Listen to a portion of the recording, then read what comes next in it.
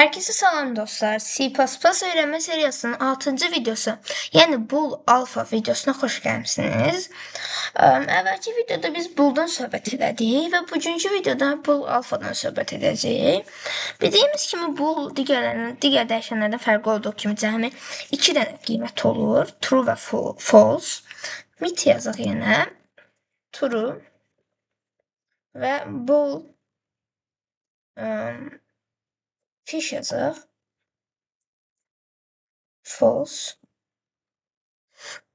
Daha sonra Bool Alpha'ya keçirik. Əsas isə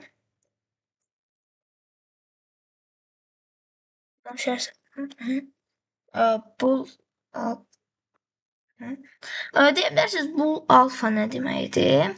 Bool Alpha ekranda keçən videoda gördüyünüz kimi 1 true'ya 1 və false'a 0 yazırdı. Bunun qarşısını alıb əvəzində true və false yazmasına yardım edir. Ondan sonra cout true və false əvəzindənsə Bool Alpha bizim işimizi görür. Cout'un daxilində Bool Alpha. Sonra nöqtə vergimizi qoyduq. Keçirik aşağı sətrə. Burada məsələn cout yazaq. Cout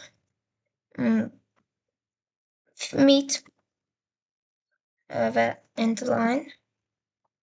Yəni də cout fish endline və return 0.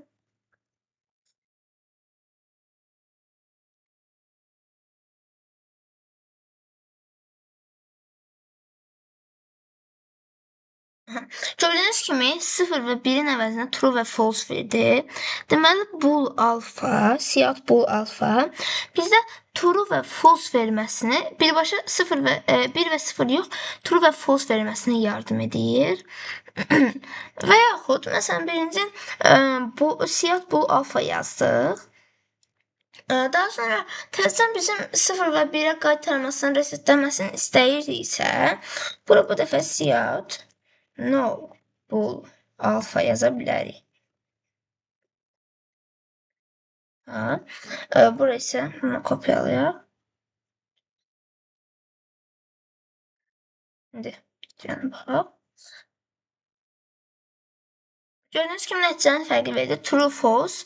Daha sonra isə 1 və 0. Deyə bilərsiniz, niyə no Bool Alpha var? Elə cout Bool Alpha'nı silək də. Əgər kimsə uzun bir kod yazırsa və Bool Alpha Bool Alpha'nı tapa bilməyəcək bir yerə qoyubsa həmin adam, diqqətsizlik edibsə, Bool Alpha'nın qarşısını almaq üçün elə cout no Bool Alpha funksiyasından istifadə edə bilər.